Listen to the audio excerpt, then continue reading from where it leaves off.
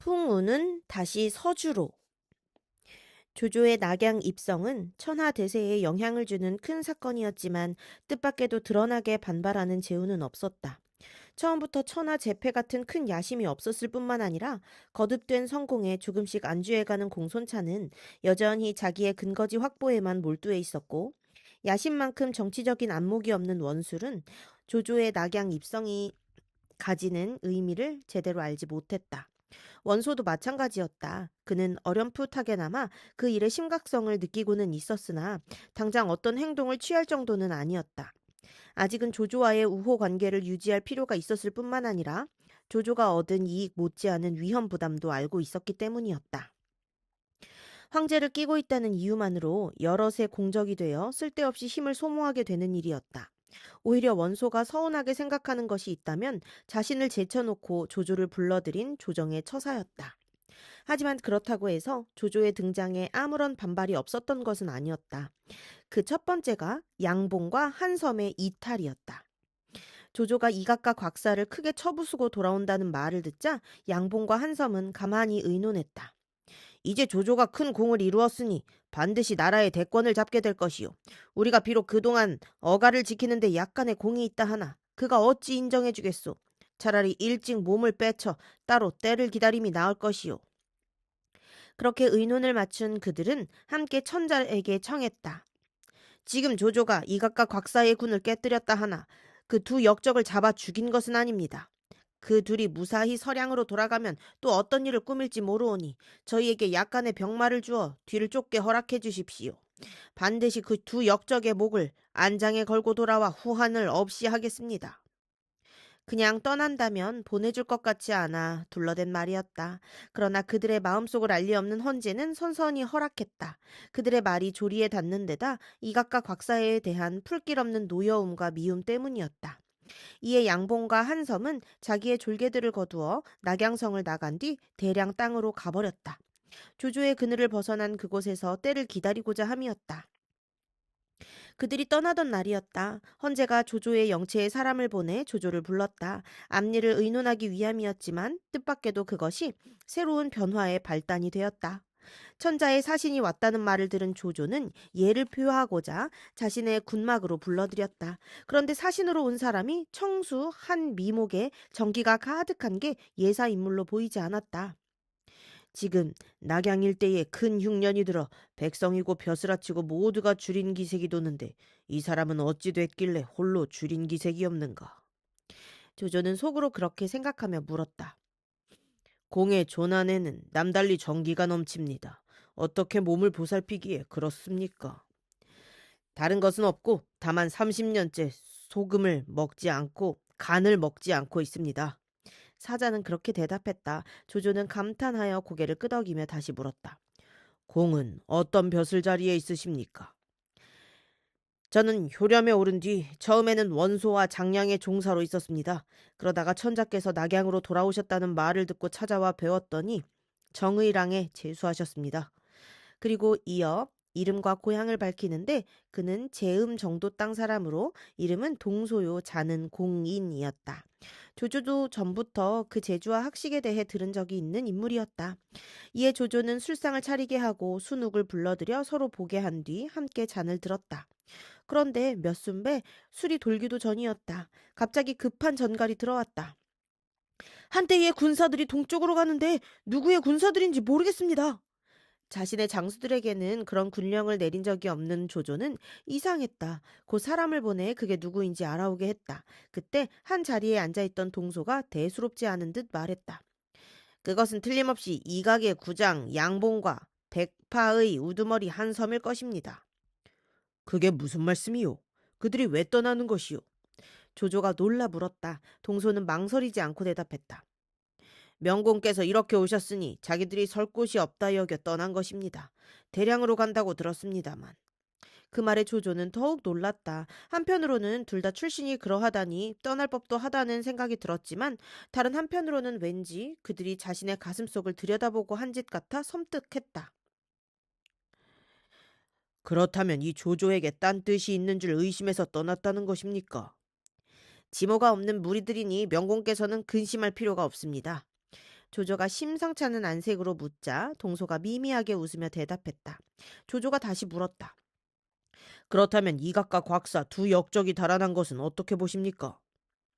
호랑이가 발톱이 없고 새가 날개가 없으면 어떻게 되겠습니까? 지금 이각과 곽사가 그 꼴이니 머지않아 명공께 사로잡히게 될 것입니다. 마음 쓰실 일이 아닙니다. 역시 시원스런 대답이었다. 조조는 곧 그런 동소와 의기투합했다. 술 마실 것도 있고 조정의 앞니를 묻는데 그 대답이 실로 뜻밖이었다. 명공께서는 의로운 군사를 일으키시어 나라를 어지럽히는 포악한 무리를 제거하신 뒤 조정에 드셔서 천자를 보좌하고 계십니다. 이는 저 춘추시대의 패자, 다섯 패자가 이룬 공에 못지않습니다.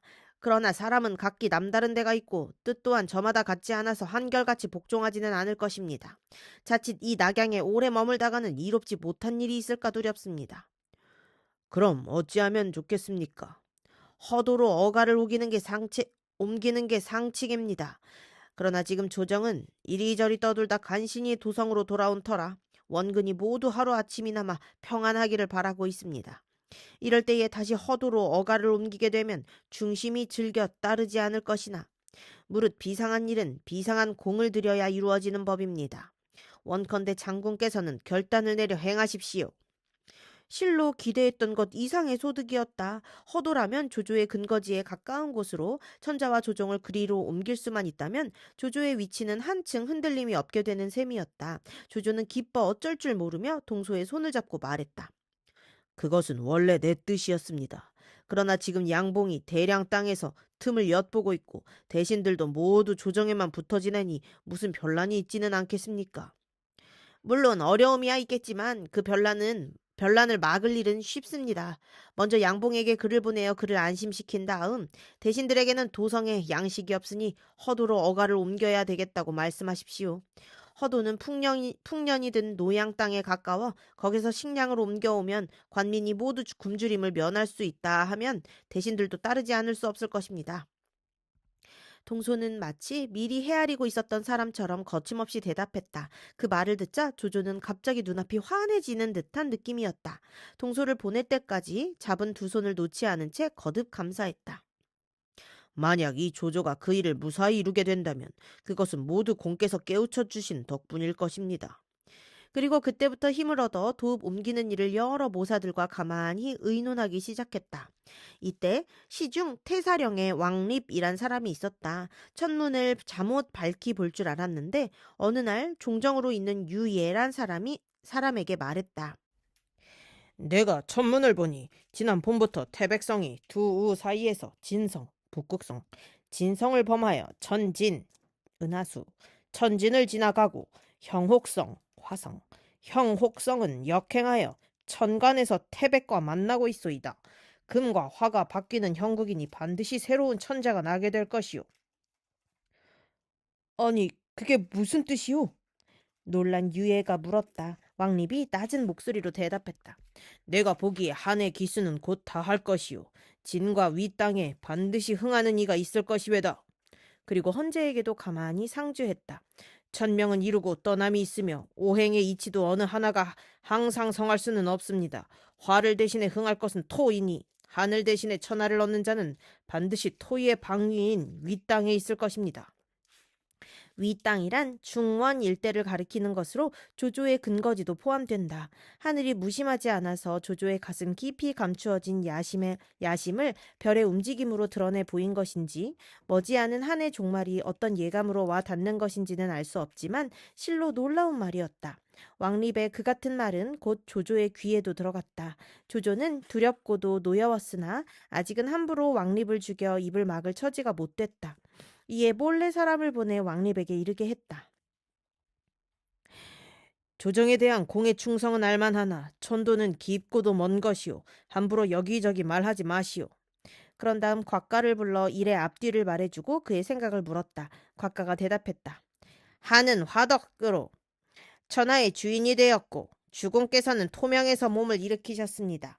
거기다가 허도는 토에 속하는 곳이니 그곳에 자리 잡으시면 반드시 흥성하시게 될 것입니다. 화는 토를 낳고 토는 목을 기르니 이것은 바로 동소와 왕립이 말에 합치됩니다. 이에 조조는 드디어 마음을 굳혔다. 자기 사람들과의 은밀한 논의에서 드러내놓고 천도 문제를 밀고 가기로 한 것이었다. 이튿날 조조는 대궐로 들어가 헌제에게 아뢰었다.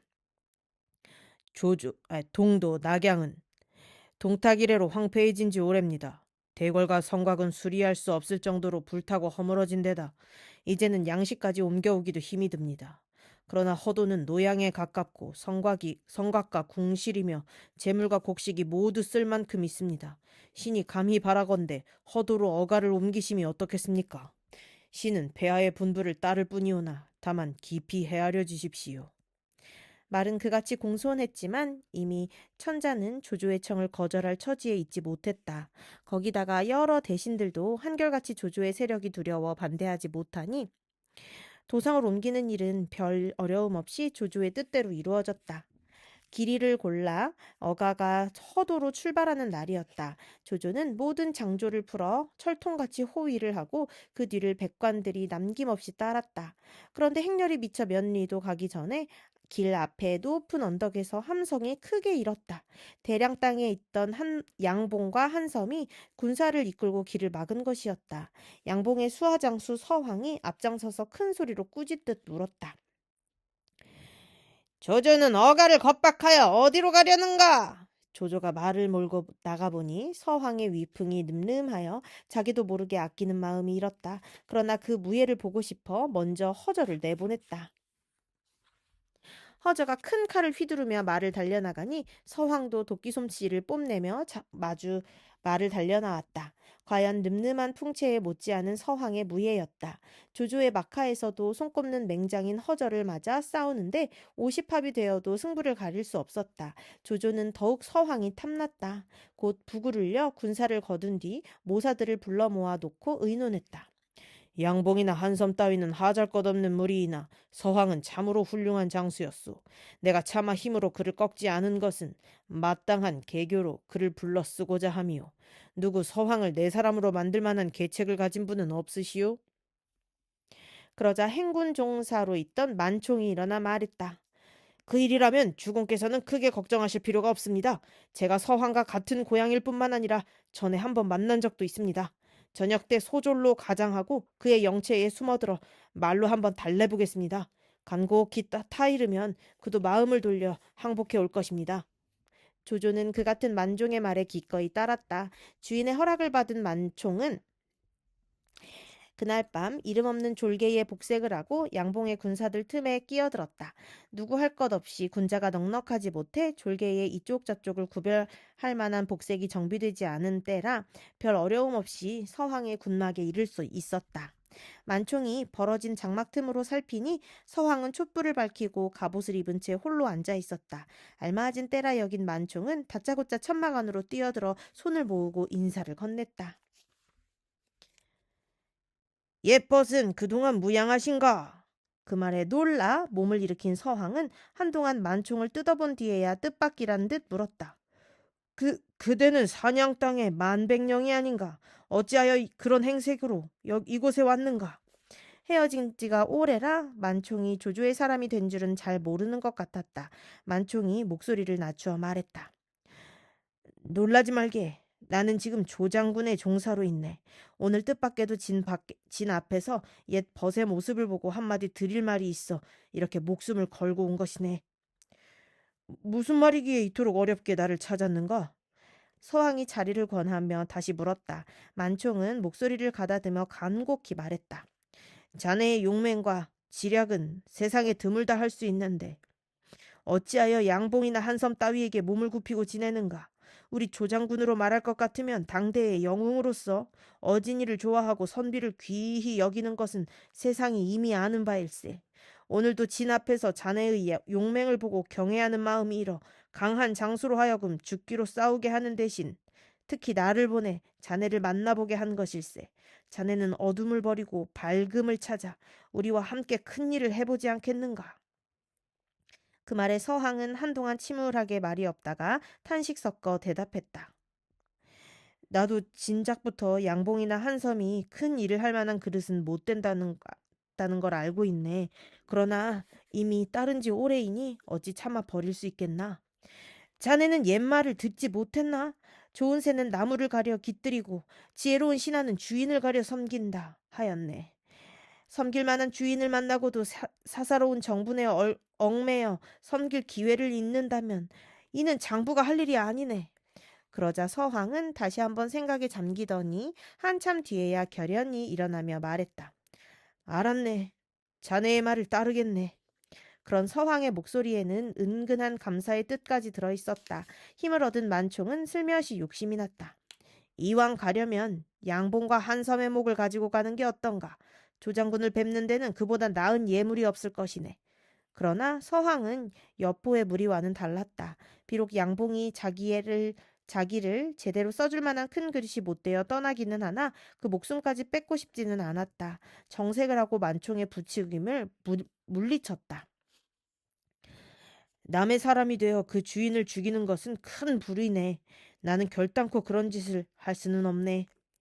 자네야말로 진정한 의사일세. 그럼 이대로 떠나세. 만총도 얼른 서황의 뜻에 찬동하고 자기가 한 말을 거두었다. 그러자 서황은 평소 곁에서 부리던 수십 기만을 거느리고 어둠을 틈타 만총과 함께 조조의 진중으로 향했다. 서황이 조조에게로 달아나고 있습니다. 서왕이 떠난 지 오래잖아 그 같은 보고를 받은 양봉은 크게 노했다. 몸소 천여기를 이끌고 서왕을 뒤쫓기 시작했다. 한동안을 달리니 저만치 서왕이 보였다. 주인을 저버린 도적 서왕은 달아나지 말라!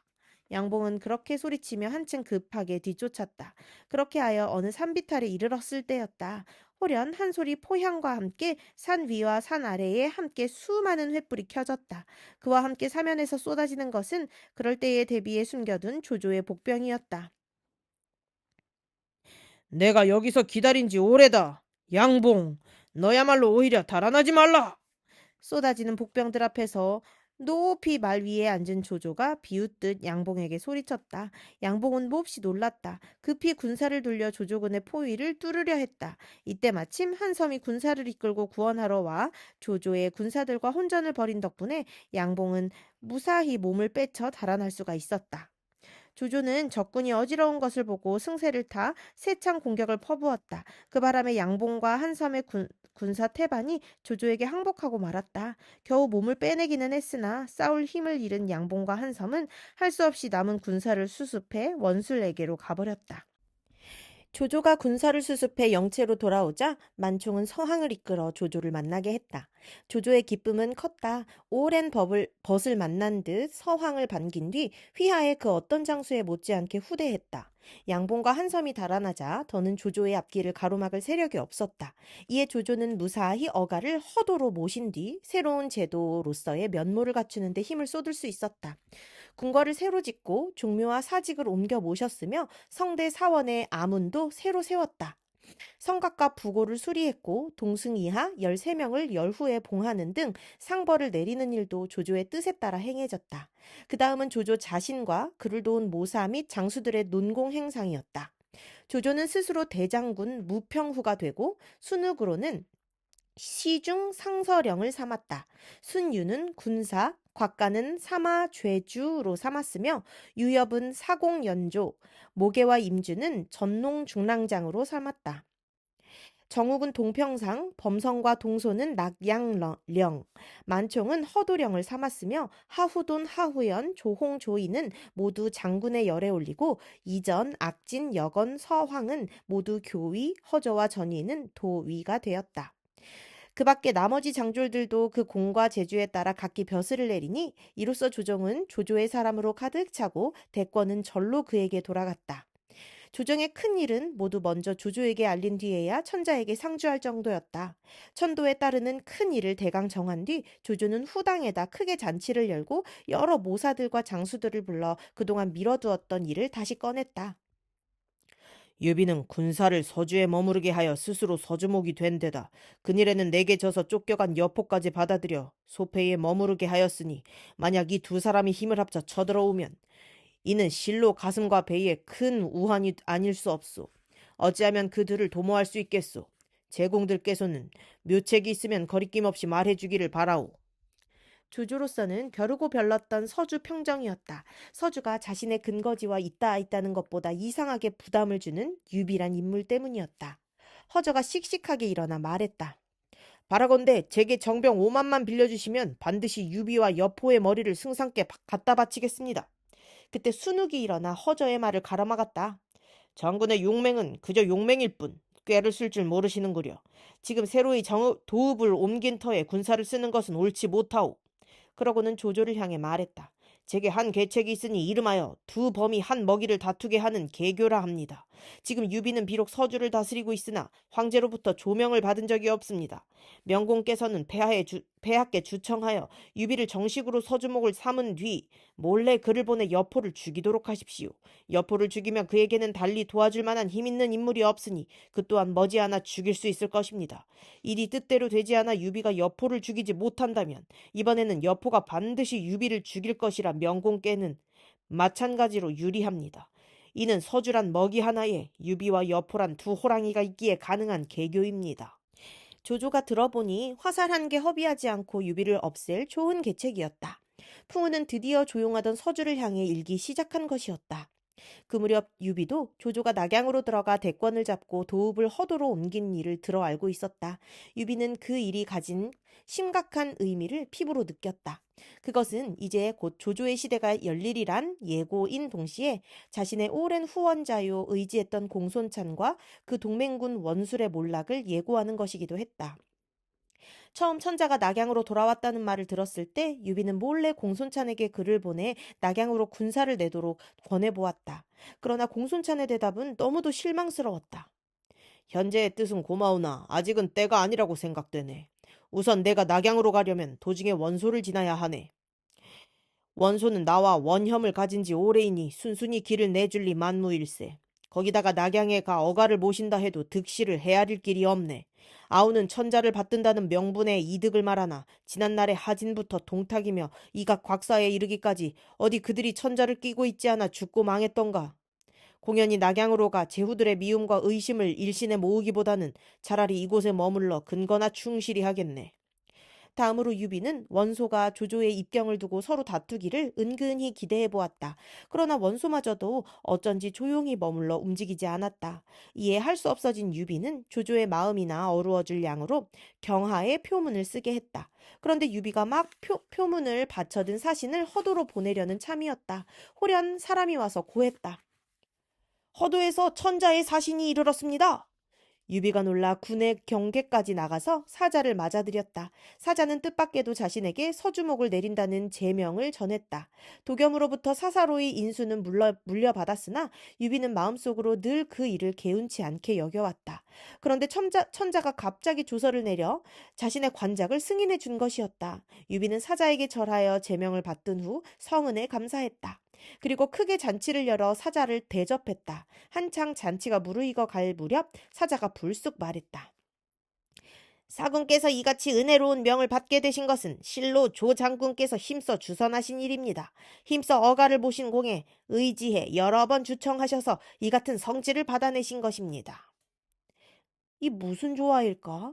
의심이 가면서도 유비는 진심으로 기뻐하는 표정을 지으며 조조에게 감사와 칭송을 올렸다. 사자는 그런 유비를 가만히 살피다가 소매에서 조조의 사신을 꺼내주었다. 여포를 죽이라는 내용이었다. 이 일은 제 수하들과 의논한 뒤에 계책을 정하겠습니다. 읽기를 마친 유비는 속마음을 드러내지 않은 얼굴로 그렇게 대답했다.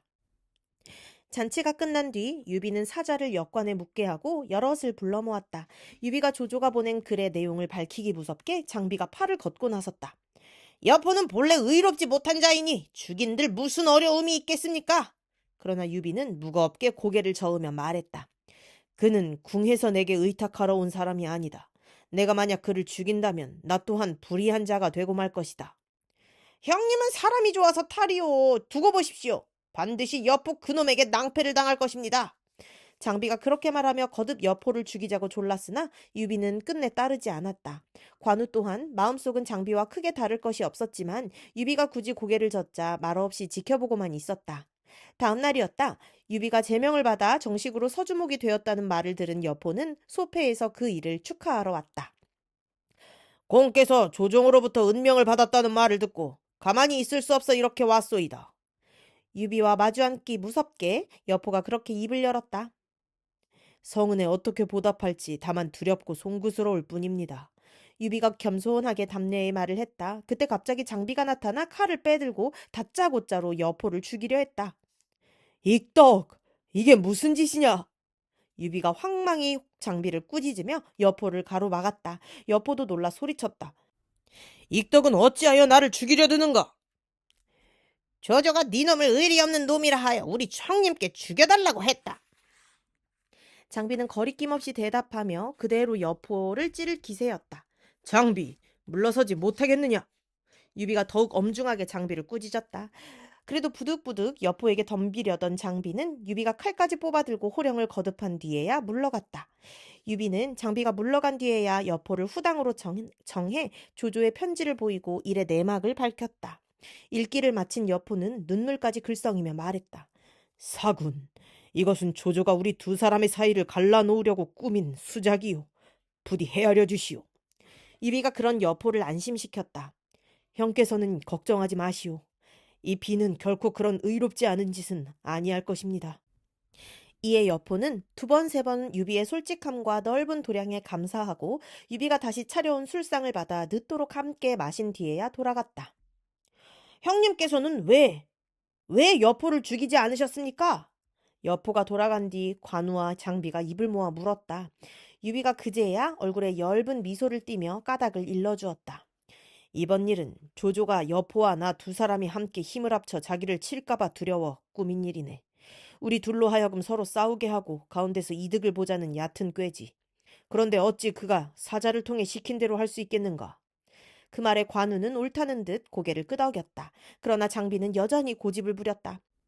아니요, 형님. 내가 지금 여포를 죽이려 하는 것은 그렇게 함으로써 뒤탈을 없이 하자는 것입니다. 당장은 형님의 말씀이 옳다 쳐도 뒷날 여포는 반드시 큰 화근이 될 것입니다. 그래도 장부에 할 짓이 아니다. 유비는 그렇게 장비를 달랬다. 그리고 이튿날 사자가 돌아가는 편에 조조에게 회신을 보냈다.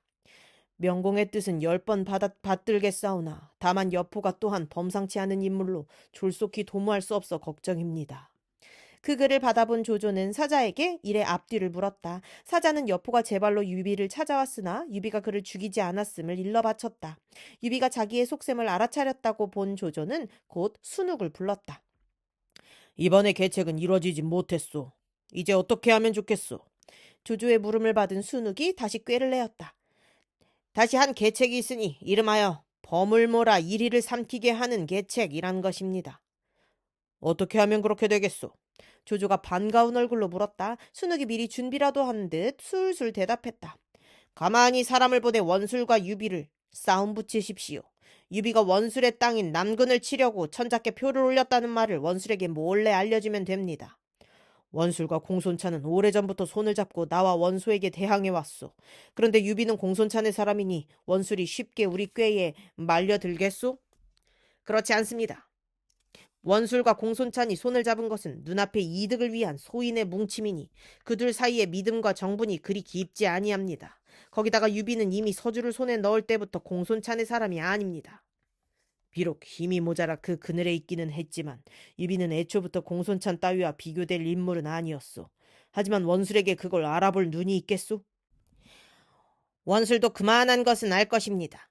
그 소문이 주공께서 거짓으로 퍼뜨린 소문이라는 것만 모른다면 반드시 크게 성이나 유비를 들이칠 것입니다. 그 다음은 주공께서는 다시 유비에게 원술을 치라는 조서를 내리도록 하십시오. 그렇게 되면 유비와 원술은 싸우지 않을래야 않을 수가 없습니다. 유비가 원술과 싸우려면 그로서는 온 힘을 기울여야 하고 따라서 서주는 빈 것이나 다름없게 됩니다. 본시 의리를 모르는 여포가 그 좋은 기회를 놓칠 리 있겠습니까? 그야말로 여포란 호랑이가 유비란 이리를 삼키게 되는 것이지요. 조조가 원래 개교에 어둡지 않았다. 그 같은 순욱의 말을 듣자 그 뒤는 저절로 보이는 듯하였다. 크게 기뻐하며 그 개교를 따르니 그날로 한편으로는 일종의 반간계를 쓸 사람을 원술에게 보내고 다른 한편으로는 천자의 조명을 빌어 서주의 유비더러 원술을 치라 했다. 서주의 유비는 다시 조정에서 사신이 내려온단 말을 듣고 성을 나가 맞아들였다. 한 통의 조서를 받들고 왔는데 읽어보니 군사를 일으켜 원수를 치라는 내용이었다. 유비는 말없이 제명을 받들기로 하고 사신을 허도로 돌려보냈다. 유비가 너무도 쉽게 응하는 것을 보고 미축이 근심스레 물었다. 이 역시 원술과 주공에게 싸움을 붙이려는 조조의 개교입니다. 어찌 이토록 의심 없이 따르려 하십니까? 비록 개교일지라도 왕명으로 내려온 이상 어길 수가 없소이다. 유비가 엄숙하게 대답했다. 한조에 대한 충성심을 잘 드러낸 말이기도 하지만 긴 안목으로 보면 그 또한 훌륭한 개교이기도 했다. 동탁의 무리는 물론 조조까지 이미 야심을 드러내고 함부로 왕명을 비는 이상 진정으로 한시를 떠받드는 인물이 더욱 귀하게 여겨지고 백성들의 사랑도 한층 많이 받게 될 것이기 때문이다. 유비는 말뿐만 아니라 실천도 빨랐다. 그날로 마군을 점거하여 원수를 치러 떠나려 했다. 손건이 나서서 그런 유비를 일깨웠다.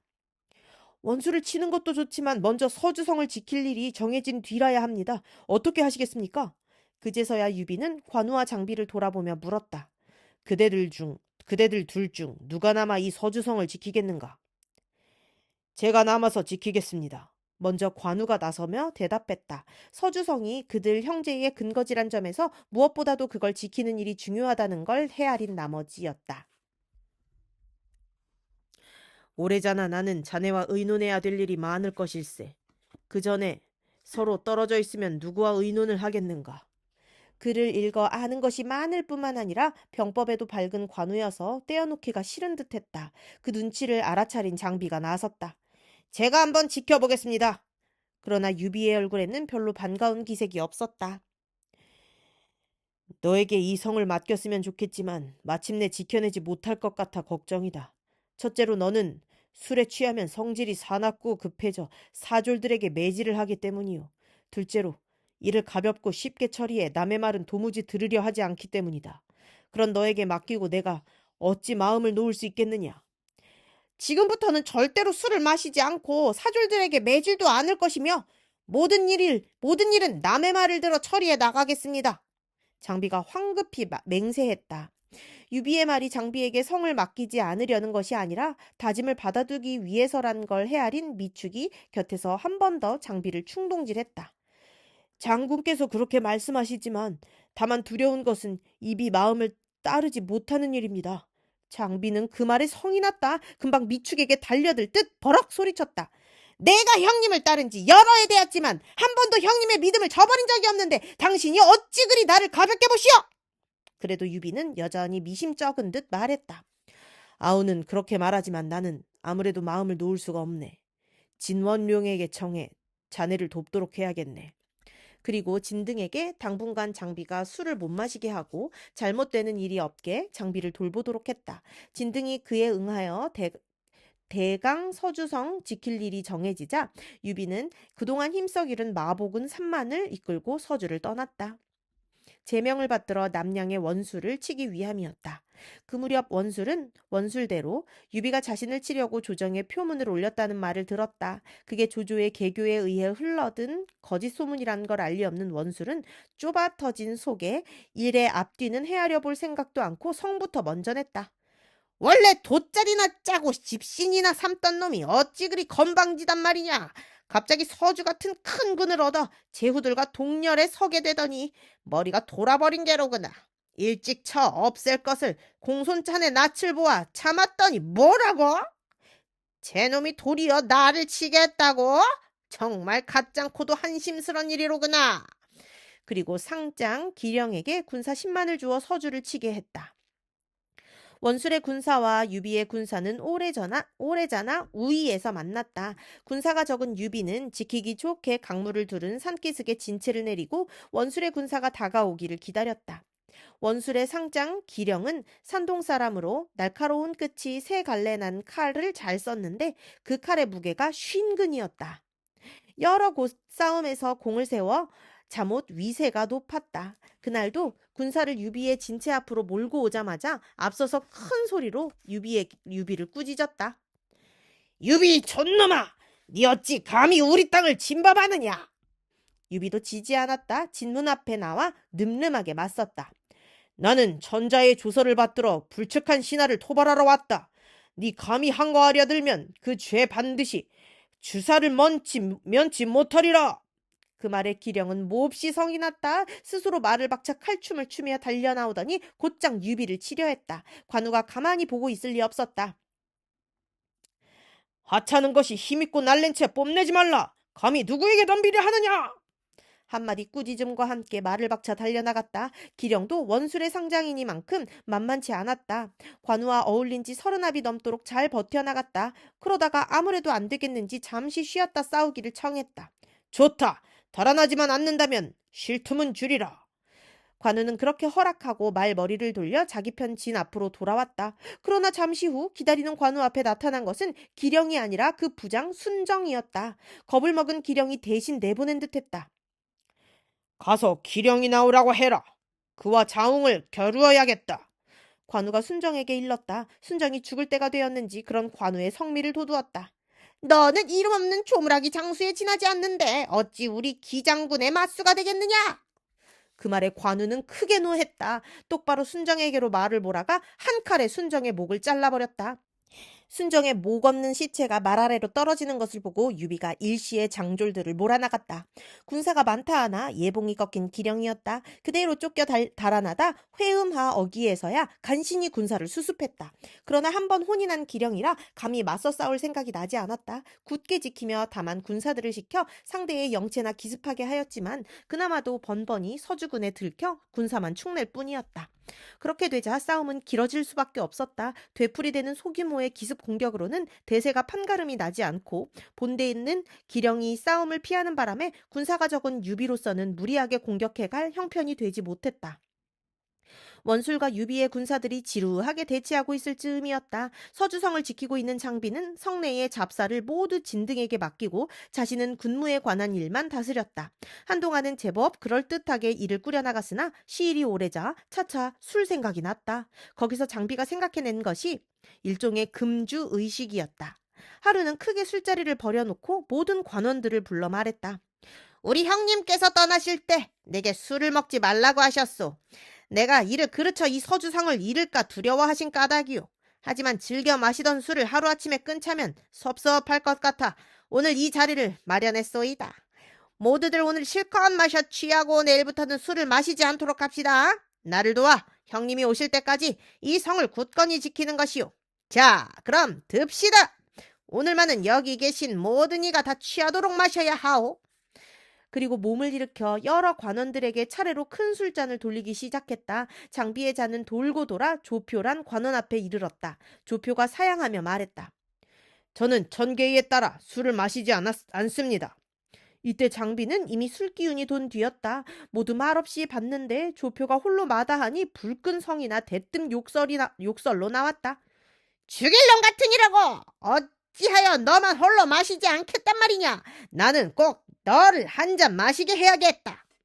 그러자 장비의 성미를 잘 아는 조표는 겁에 질려 억지로 한 잔을 받아 마셨다. 모든 관원에게 술잔을 돌린 후 장비도 마음 놓고 퍼마시기 시작했다. 술 앞에 장사 없다고. 아무리 장비라 하지만 큰 잔으로 수십 잔을 들이켜니 저도 모르게 곤드레가 되고 말았다. 그러자 다시 비틀거리며 일어나 여러 관원들에게 잔을 돌리기 시작했다. 또 조표의 차례가 되었다. 저는 정말로 술을 마시지 못합니다. 조표가 다시 잔을 피하며 사정했다. 무슨 말이냐? 조금 전에는 마시고 지금은 왜 못 마신단 말이냐? 장비가 을러대며 잔을 코앞으로 디밀었다. 조표가 2번, 3번 사정했으나 이미 머리 꼭대기까지 술이 오른 장비의 부하만 건드릴 뿐이었다. 조표가 유독 자신의 영을 듣지 않는다 여겨 마침내 잔을 팽개치며 성난 목소리로 말했다. 너는 장수인 내 영을 어겼으니 채찍 100대를 맞아야겠다. 그리고 군사들을 시켜 조표를 끌어내려 묻게 했다. 진등이 놀라 그런 장비를 말렸다. 현덕공께서 떠나실 때 그렇게도 간곡히 당부하신 말을 잊으셨소. 함부로 관원을 때려서는 아니돼요. 당신은 문관이니 문관의 일이나 잘 다스리시오. 이 일은 나의 소관이니 장령을 시행하는데 관여하지 마시오. 취한 장비는 유비의 당부도 있고 고리 눈까지 부릅떠가며 그렇게 대꾸했다. 그런 꼴을 보자 조표는 어찌할 줄 몰랐다. 급하게 끌어댄다는 게 한층 장비의 속을 긁어놓고 말았다. 이떡공, 제 사위의 낯을 보아서라도 나를 용서해 주시오. 네 사위가 웬 놈이기에 그런 소리를 하느냐? 여포가 제 사위올시다. 그 말에 장비는 배알이 확 뒤틀렸다. 조표가 바로 여포나 되는 듯 노려보며 녹이 등등하여 소리쳤다. 나는 원래 겁만 주고 때릴 생각이 없었는데 네 놈이 여포를 업고 나와 나를 위협하려더니 정말로 때려야겠다. 너를 때리는 것은 바로 여포를 때리는 것이다. 그리고 군사를 호령해 조표를 매질하게 했다. 놀란 관원들이 모두 일어나 말렸지만 장비는 꼭 미친 사람 같았다. 사정없이 50번이나 채찍질한 뒤에야 겨우 사람들의 간청을 받아들여 조표를 풀어주었다. 풀려난 조표는 장비에게 깊은 원한을 품었다. 그날 밤으로 편지 한 통을 써서 소패에 있는 사위 여포에게 보냈다. 장비가 자기를 매질한 일이며 유비가 원수를 치러 떠나고 장비는 술에 골아 떨어져 있음을 알린 뒤 이 기회에 서주성을 손에 넣으라는 권유를 담은 내용이었다. 조표의 글을 받은 여포는 곧 모사 진궁을 불러들였다. 서주에 있는 장인이 이런 글을 보내왔는데 어떻게 했으면 좋겠소? 여포의 그 같은 물음에 진궁이 얼른 대답했다. 원래 소패는 오래 머무를 만한 땅이 못 됩니다. 이에 이제 서주에 노릴 만한 틈이 생겼으니 망설이지 말고 손에 넣으십시오. 이 기회를 놓치면 뒷날에는 뉘우쳐도 이미 늦을 것입니다. 조조가 여백사 일가족을 죽인 일을 보고 그를 버렸을 만큼 개결한 데가 있던 진궁이었으나 그 몇 년 어려운 세월을 보내는 동안 그렇게 변해 있었다. 원래 의리 없기로 소문난 여포가 그런 진궁의 말을 따르지 않을 리 없었다.